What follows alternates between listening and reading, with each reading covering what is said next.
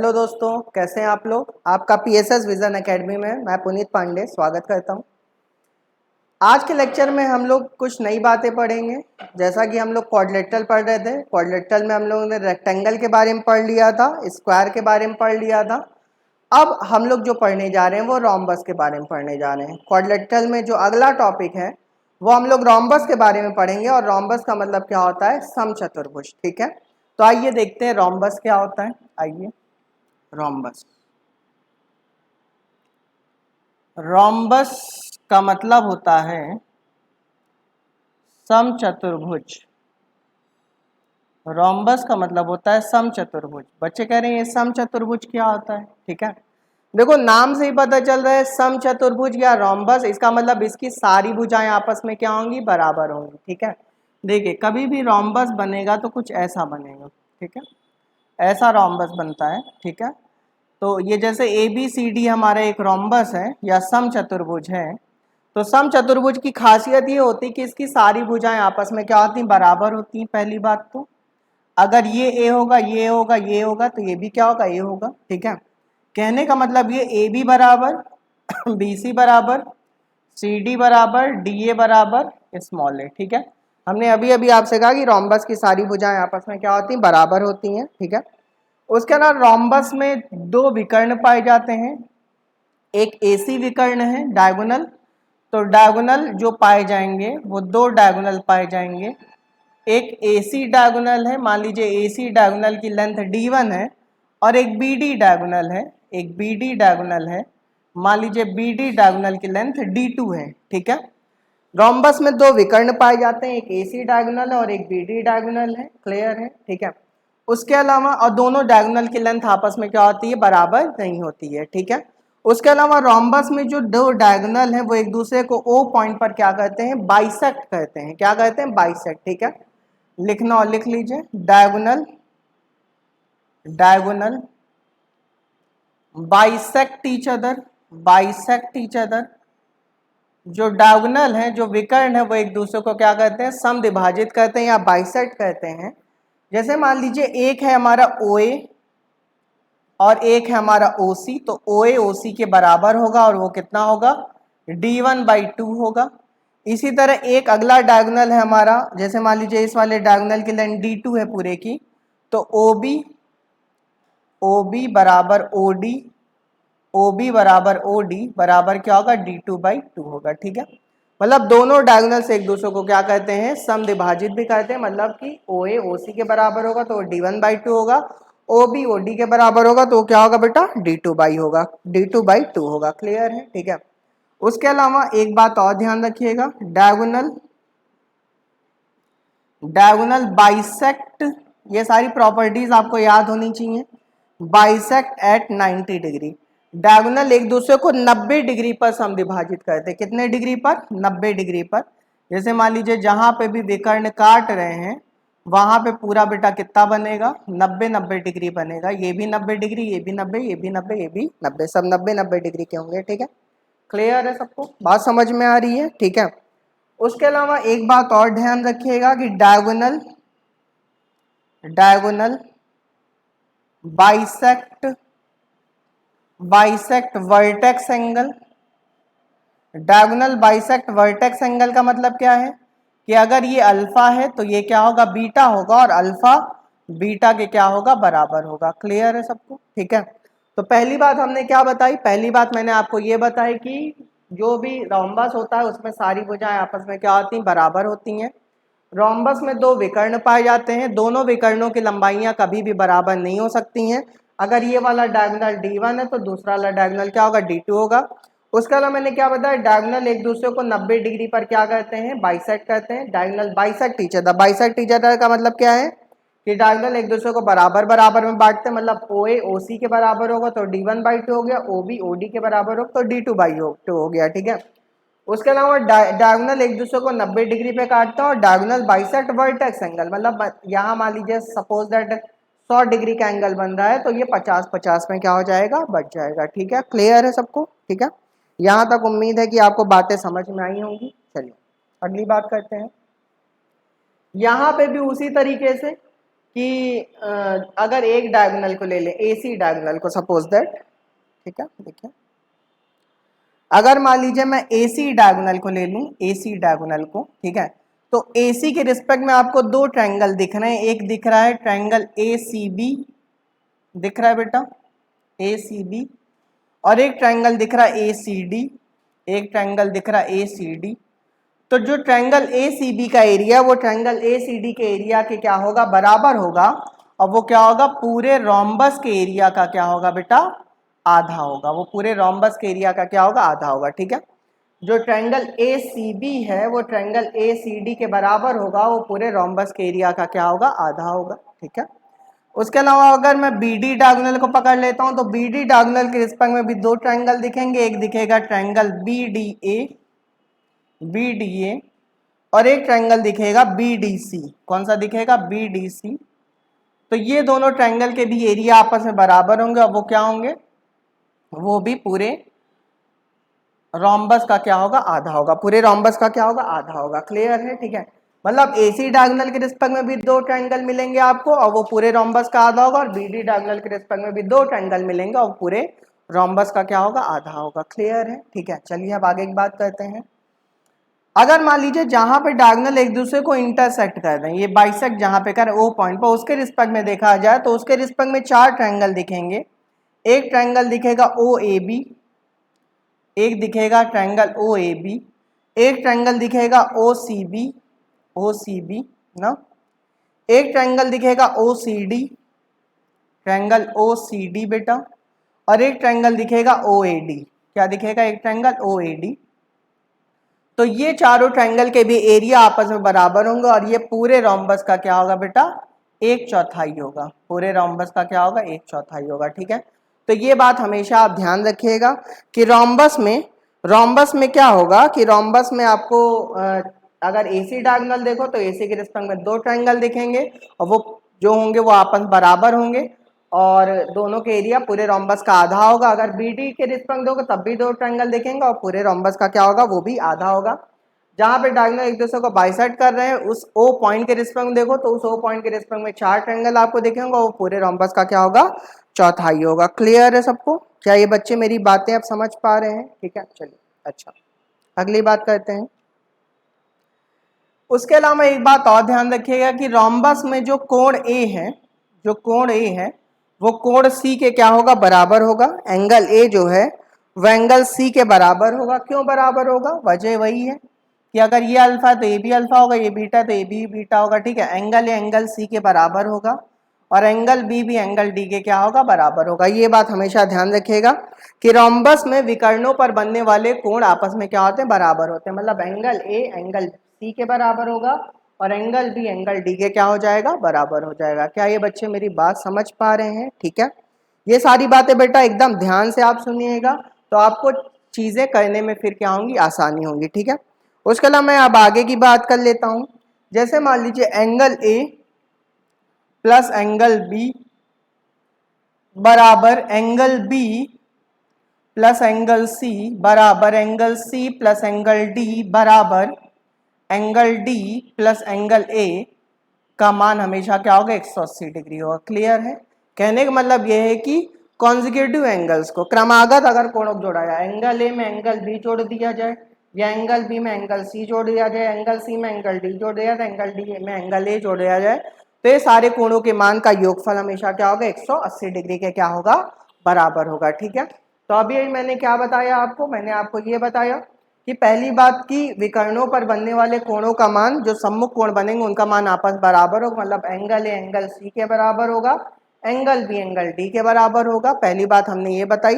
दूसरी बात हमने क्या बताई कि जो कॉन्जिक्यूटिव एंगल्स बन रहे हैं, मतलब angle A angle plus angle B plus angle C plus angle D plus angle A का मान हमेशा क्या होगा, 180 डिग्री के क्या होगा, बराबर होगा। क्लियर है? ठीक है, चलिए अब मैं रोम्बस के एरिया वगैरह की बात कर लेता हूँ कि भाई रोम्बस का एरिया क्या होगा। तो सुन लीजिए रोम्बस का एरिया क्या होगा। ठीक है, मैं बताता हूँ।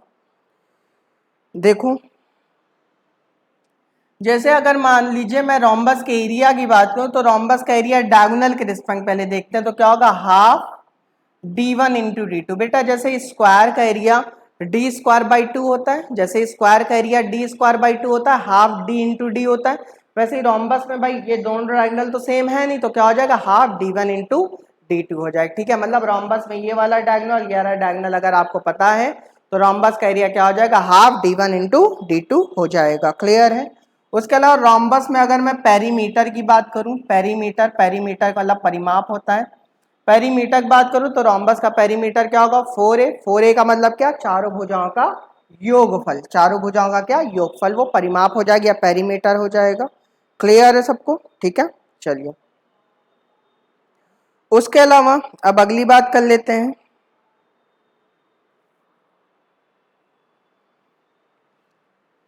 जैसे मान लीजिए सपोज दैट ये मान लीजिए ABCD हमारा एक रोम्बस है, ये वाली साइड है और ये वाली साइड भी है और इसके बीच का एंगल अल्फा है, इसके बीच का क्या एंगल अल्फा दिया है, तब रोम्बस का एरिया क्या होगा, तब रोम्बस का एरिया होगा ए स्क्वायर साइन अल्फा। ये बात हमेशा ध्यान रखिएगा, मतलब अगर रोम्बस में दो भुजाएं पता हो उनके बीच का कोण पता हो तो रोम्बस का एरिया क्या होगा ए स्क्वायर साइन अल्फा। क्लियर है सबको। ठीक है, अगर रोम्बस में दो भुजाएं उनके बीच का कोण पता हो तो रोम्बस का एरिया क्या हो जाएगा ए स्क्वायर साइन अल्फा। क्लियर है सबको। ठीक है, बात समझ पा रहे हो। चलिए अगली बात करते हैं, हटा दो।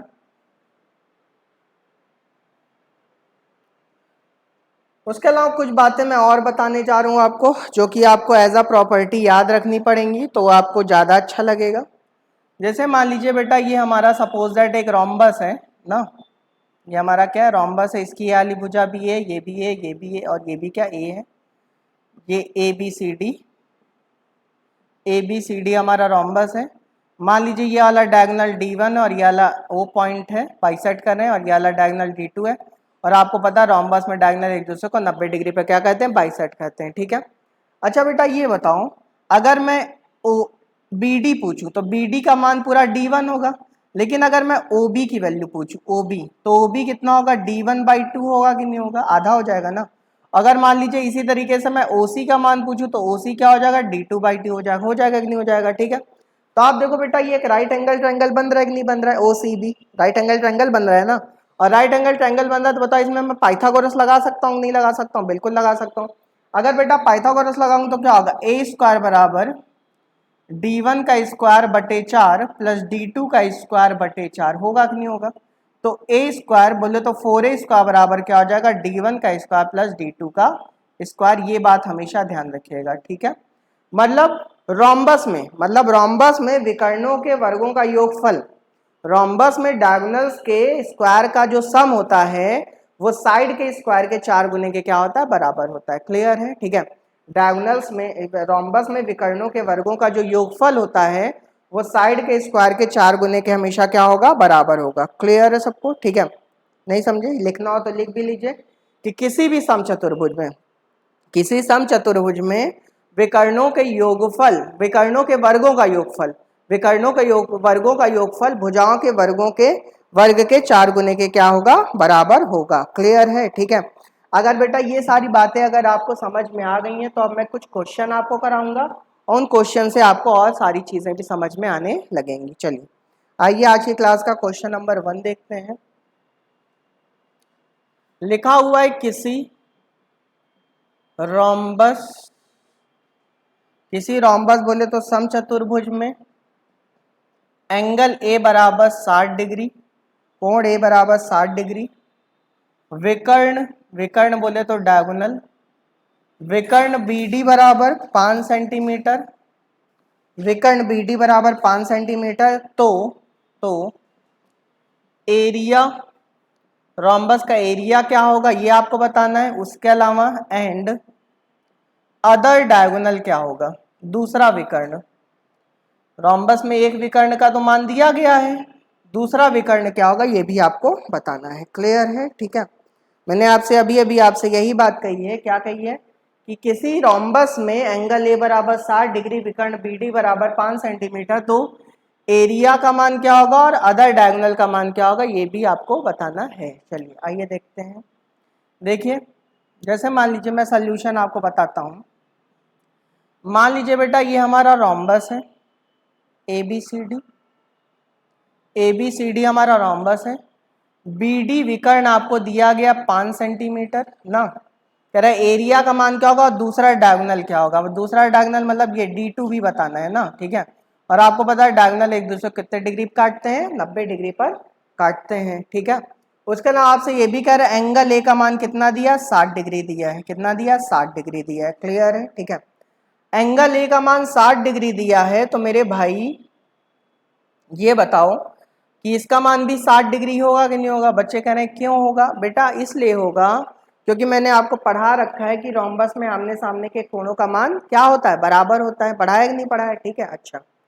अच्छा बेटा ये बताओ रोम्बस में सारी भुजाएं भी आपस में क्या होती, बराबर होती कि नहीं होती हैं। क्लियर है, ठीक है। अगर सारी भुजाएं बराबर होती तो बताओ अगर अगर मान लो ये वाली भुजा बराबर है तो मैं कह सकता हूँ इसके सामने का ये वाला कोण और इसके सामने का ये वाला कोण भी तो बराबर होगा ना, नहीं समझे क्या, ठीक है भाई। अगर एंगल ए 60 आ चुका तो बचा 120 होगा और ये दोनों भुजाएं बराबर होंगी तो इसका मतलब 60-60 में बढ़ जाएगा, नहीं बढ़ जाएगा, बिल्कुल बढ़ जाएगा, ठीक है। तो इसका मतलब ये तो क्या बन गया, ये एक समबाहु त्रिभुज बन गया। अगर ये समबाहु त्रिभुज बन गया तो बताओ ये अगर 5 है तो गारंटी ये भी 5 होगा और ये भी क्या होगा, 5 होगा कि नहीं होगा। क्लियर है, ठीक है। और रोम्बस का जो एरिया, सॉरी यहाँ पे हाँ साइड भी आ गया ना। और उसके अलावा मैंने आपको अभी अभी एक प्रॉपर्टी कुछ देर पहले पढ़ाई थी। क्या पढ़ाई थी, D1 square plus D2 square बराबर 4A स्क्वायर। पढ़ाया था कि नहीं पढ़ाया था, पढ़ाया था, ठीक है। तो बताओ अगर D1 की वैल्यू देखो तो चलो D1 हमें मान लो नहीं मालूम है, D2 की वैल्यू कितनी है, 5 है भाई। इस वाले विकर्ण का मान कितना है, 5 है ना। इस वाले विकर्ण का 5 का स्क्वायर 25 बराबर 4 इंटू ए स्क्वायर। ए की वैल्यू भी कितनी, 5, 5 का स्क्वायर 25। तो भाई यहाँ 25 चौक 100, 100 में 25 गया कितना बचा, 75। तो D1 की वैल्यू कितनी आ गई, D1 की वैल्यू आ गई 25 या 75 बोले तो 5√3। क्लियर है सबको, ठीक है। तो मतलब जो दूसरा विकर्ण आ गया वो 5√3 का आ गया, ठीक है। और अब एरिया तो आराम से निकाला सकता है ना। एरिया कैसे निकालोगे, एरिया का फॉर्मूला होता है हाफ D1 इंटू D2, नहीं होता है। तो हाफ है ये, D1 कितना है, D1 है 5 और D2 कितना है बेटा, चलो 5√3 है D1 5√3, D2 कितना है 5 है। तो कितना आ गया 25√3/2। एरिया भी आ गया कि नहीं आ गया। तो आप देख रहे हैं कितने आसानी से आपको सारी चीजें समझ में आ गई, बशर्ते कि आपको ये क्या नाम है समझ में आ जाए कि जो मैंने प्रॉपर्टीज आपको बताई थी, अगर वो सारी प्रॉपर्टीज आपको अच्छे से पता है तो समझ लो ये सारी बातें आपको समझ में आ जाएंगी। क्लियर है सबको, ठीक है। चलिए अगर ये बात आपको समझ में आ गई तो चलिए मैं एक अगला क्वेश्चन आपको कराता हूं, हटा दो उसको। आज की क्लास का सेकंड क्वेश्चन सारे ही आसान है, बस आपको प्रॉपर्टीज याद होनी चाहिए। लिख लो क्वेश्चन नंबर 2, किसी रोम्बस का पेरीमीटर, किसी रोम्बस का पेरीमीटर बराबर 150 सेंटीमीटर। किसी रोम्बस का परिमाप 150 सेंटीमीटर है। एक विकर्ण बराबर 25 सेंटीमीटर, इसका एक विकर्ण 25 सेंटीमीटर का है। तो दूसरे विकर्ण का मान बताना है पहली बात, और साथ ही साथ एरिया भी बताना है, ठीक है। एक विकर्ण मतलब D1 का मान आपको दिया गया है और D2 भी आपको बताना है, दूसरे विकर्ण का भी मान बताना है और साथ ही साथ एरिया का मान भी आपको बताना है, ठीक है। ये क्वेश्चन में कह रहा है, ठीक है। क्या क्या बोला, रोम्बस का पेरीमीटर दिया गया है। तो आइए सबसे पहले एक फिगर बना लेते हैं, सबसे फिगर से सारी चीजें क्लियर हो जाती हैं थोड़ी थोड़ी ना। ये जैसे मान लो रोम्बस है, ये वाली भुजा ए है, ये भी भुजा है, ये भी ए है, ये भी क्या ए है ना, ठीक है। अब बताओ ये ABCD जैसे रोम्बस है, ABCD हमारा क्या है, रोम्बस है। इसका ये वाला विकर्ण मान लो 25 दिया गया है। तो आपको पहली बात दूसरा विकर्ण बताना और साथ ही साथ एरिया भी आपको बताना। और आपको पता है विकर्ण एक दूसरे कितने डिग्री काटते हैं, 90 डिग्री काटते हैं ना, ठीक है। अच्छा ये बताओ, मैंने आपको एक बात बताई थी, D1 square plus D2 square बराबर 4A स्क्वायर। ये पढ़ाया कि नहीं पढ़ाया, बिल्कुल पढ़ाया है, ठीक है, पढ़ाया है ना, ठीक है। तो बताओ यहाँ पे d1 स्क्वायर या 25 का स्क्वायर 625 हो जाएगा plus d2 square is equal to, यहाँ 4a को मैं 2a का होल स्क्वायर लिख सकता हूँ, नहीं लिख सकता हूँ, लिख सकता हूँ, ठीक है भाई। 4a स्क्वायर क्या लिख सकता हूँ, 2a का होल स्क्वायर लिख सकता हूँ ना, ठीक है। अच्छा ये बताओ रोम्बस का पेरीमीटर दिया गया है, इसका मतलब 4a की वैल्यू 150 दी गई है, नहीं दी गई है, दी गई है। अगर 4a की वैल्यू 150 दी गई तो बताओ यहाँ आपको 2a की वैल्यू चाहिए ना। अगर 4a 150 दिया गया तो 2a कितना होगा, 75 होगा कि नहीं होगा, बोलो भाई, ठीक है भाई। 4a की वैल्यू 150 है तो 2a की वैल्यू कितनी होगी, 75 होगी। तो आप क्या करो, 625 प्लस d2 इसका बराबर यहाँ पे 75 का स्क्वायर कर लो ना, ठीक है। तो बताओ यहाँ 625 तो है ही है प्लस d2 का स्क्वायर और 75 का स्क्वायर क्या होगा, 56 25 होगा, नहीं होगा, ठीक है। 5 का स्क्वायर बची 8 से 56 5625 होगा, ठीक है। तो d2 स्क्वायर यहाँ पे मैं लिख दे रहा हूँ, यहाँ लिख दो, लिखेगा, हाँ लिखेगा।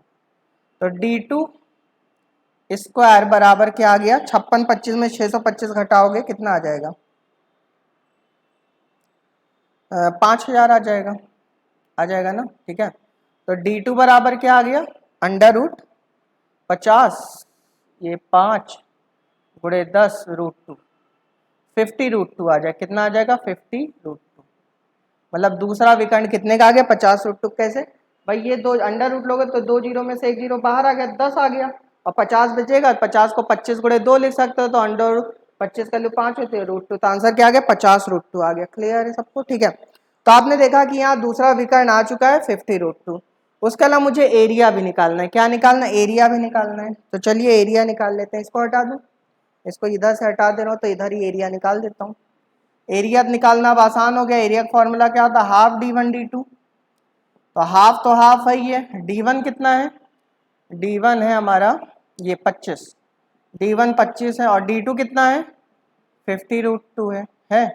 तो इसको काट लो, ये भी 25 आएगा, तो 25 गुणे 25 625, 625 रूट 2 आ गया ना, ठीक है। तो इसका मतलब इसका एरिया क्या आ गया, 625 रूट 2। उम्मीद है कि आपको समझ में अब बातें आ गई होंगी। चलिए क्लियर है सबको, हटा दो इसको। मैंने कुछ किया नहीं, बस आपको जो फॉर्मूला बता उसी फॉर्मूले का मैं बार बार आपको यूज करके दिखा रहा हूँ।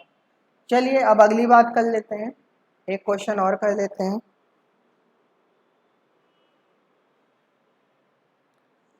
क्वेश्चन नंबर 3, किसी रोम्बस बोले तो समचतुर्भुज में विकर्णों बोले डायगोनल का योग बोले तो सम कैपिटल एम है। किसी रोम्बस में विकर्णों का योग कैपिटल एम है। पेरीमीटर बोले तो परिमाप 2p है। परिमाप कितना है, 2p है। तो एरिया क्या होगा, किसी रोम्बस में विकर्णों का योग कैपिटल एम है, पेरीमीटर 2p है, तो एरिया क्या होगा। चलिए कोई दिक्कत नहीं भाई। विकर्णों का योग मतलब d1 प्लस d2 के लिए कह रहे हैं, ये कैपिटल एम के बराबर है ना। पेरीमीटर आपको पता है 4a होता है, 4a बराबर क्या करें, 2p कह रहे हैं ना। तो यार ये बताओ, मैंने आपको अभी एक प्रॉपर्टी बताई थी, d1 square plus d2 square बराबर 4a स्क्वायर होता है कि नहीं होता है। और 4a स्क्वायर को मैं 2a का होल स्क्वायर भी लिख सकता हूँ, बोलो भाई, क्लियर है सबको, ठीक है। अच्छा यहाँ तक बात समझ में आई। अच्छा बताओ, ये जो 4a लिखा हुआ है इसको मैं अगर 2a कर दूं तो 2a बराबर p होगा कि नहीं होगा, बिल्कुल होगा। तो यहाँ पे d1 square plus d2 square बराबर यहाँ 2a की वैल्यू रख दो, p स्क्वायर होगा। क्लियर है, ठीक है। अब ये वाली जो इक्वेशन दिख रही है आपको, ये वाली, इसका बोथ साइड स्क्वायर कर दो। अगर मैं इसका बोथ साइड स्क्वायर करूँ तो क्या होगा, d1 प्लस d2 का होल स्क्वायर बराबर m स्क्वायर होगा, ठीक है। अगर d1 प्लस d2 का स्क्वायर बराबर है m स्क्वायर हो, तो a प्लस बी का होल स्क्वायर क्या होता है, a प्लस बी का होल स्क्वायर होता है d1 का स्क्वायर प्लस d2 का स्क्वायर प्लस 2d1 d2 बराबर m स्क्वायर होता है भाई, ठीक है। और d1 स्क्वायर प्लस d2 के स्क्वायर की वैल्यू कितनी है, p स्क्वायर है, तो यहाँ p स्क्वायर रख दो प्लस 2d1 d2 बराबर m स्क्वायर ना। तो 2d1d2 is equal to M square minus P square आ गया ना। लेकिन हमें पता एरिया क्या होता है, हाफ d1d2 होता है। मैंने एरिया बताया हाफ d1d2, तो मैं कुछ नहीं करूंगा, इसको 4 से भाग दे दूंगा, इसको भी 4 से भाग दूंगा। जब करूंगा तो क्या होगा, हाफ d1d2 बराबर क्या आ गया, M square minus P square divided by 4। ठीक है, तो आपने देखा इस तरह से एरिया क्या आ गया, रोम्बस का एरिया क्या आ गया, रोम्बस का एरिया आ गया, रोम्बस का एरिया क्या आ गया, M square minus P square divided by 4। ये बात हमेशा ध्यान रखिएगा। ठीक है, ये एक तरह से नियम भी याद रखिएगा क्या, कि कभी भी किसी विकर्णों का योग दिया हो पेरीमीटर दुगने के बराबर हो, विकर्णों का योग दिया और पेरीमीटर दुगने के बराबर हो, तो एरिया क्या होगा, एम स्क्वायर माइनस इसका आधा कर देना पी स्क्वायर बाई 4, डायरेक्ट आ जाएगा। ठीक है, दुनिया भर की पंचायत करने की जरूरत आपको नहीं पड़ेगी। क्लियर है सबको, समझ गए? उम्मीद है कि ये सारी बातें आपको समझ में आ रही होंगी। ठीक है, तो आपने देखा कि रोम्बस में इस तरह के क्वेश्चन आपसे एग्जाम में पूछे आ सकते हैं। अगला जो टॉपिक हम पढ़ाएंगे वो पैरेललोग्राम पढ़ाएंगे, समानांतर चतुर्भुज पढ़ाएंगे। क्लियर है? समांतर चतुर्भुज आपको साइक्लिक क्वाड्रेटल, आइसोसेलेस ट्रेपेजियम, इन सब के बारे में बताएंगे। तो अभी क्वाड्रेटल बातें चलेंगी, एक एक मैं इसलिए पढ़ रहा हूँ जैसे सारी चीजें कंप्लीट आसान से होती जाए। ठीक है, तो चलिए आज के लिए इतना ही, कल फिर मिलते हैं। Thank you so much.